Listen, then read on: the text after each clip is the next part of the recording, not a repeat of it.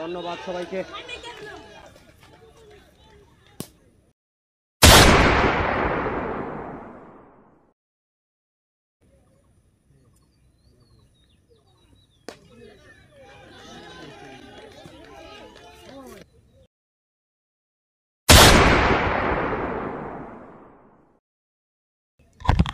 ধন্যবাদ সবাইকে। সিক্সার শাকিলের কাছ থেকে চমৎকার ওভার বাউন্ডারিগুলো হজম করছি আমরা দলীয় ওপেন।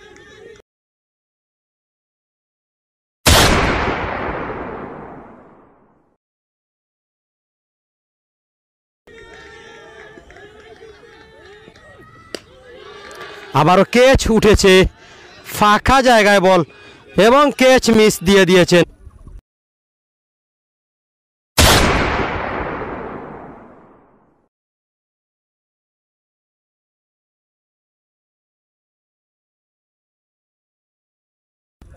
বলে 10 শুরু করেছেন মুস্তাফিজুর রহমানের জার্সি পরে। ও চমৎকার, হোয়াট এ শট!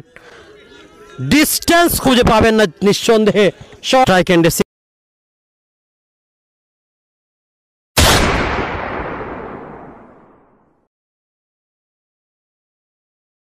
সিক্সার শাকিল 26টি রান নিয়েছেন। Wow Shakil, what a shot! বিশাল বিশাল আকারের একটি ছক্কার মার সিক্সার। তিনি